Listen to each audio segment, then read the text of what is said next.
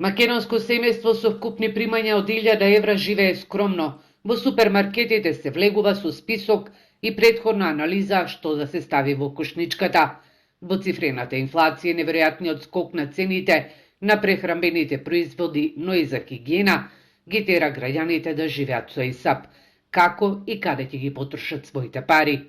1 килограм свежо месо чини околу 350 денари за килограм, а најевтиниот кашкавал, иако се начека на акција, околу 400 денари.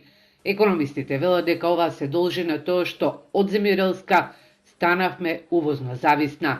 Се увезува зеленчук, овошје и месо.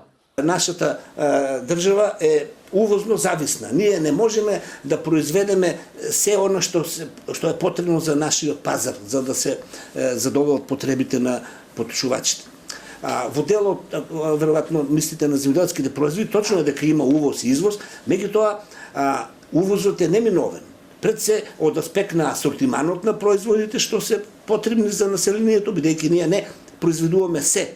Според Ивановски, наместо замрзнување на маржите, власта треба да размислува во насока за изготвување на стратегија со која ќе се зголеми понудата, посебно на прехранбените производи.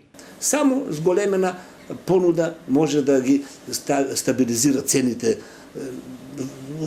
пред се нови производи кои што се битни за населението, прехранбени производи или стоки за широка потрошувачка и така натаму. Инаку мерките во одреден период дадоа рок, но индиректно после нивното укинување веќе дојде до зголемување на цените. Значи, тоа е основното решение да се зголеми понудата. 3 минимални плати или над 1000 евра се потребни за да се преживее во месецот.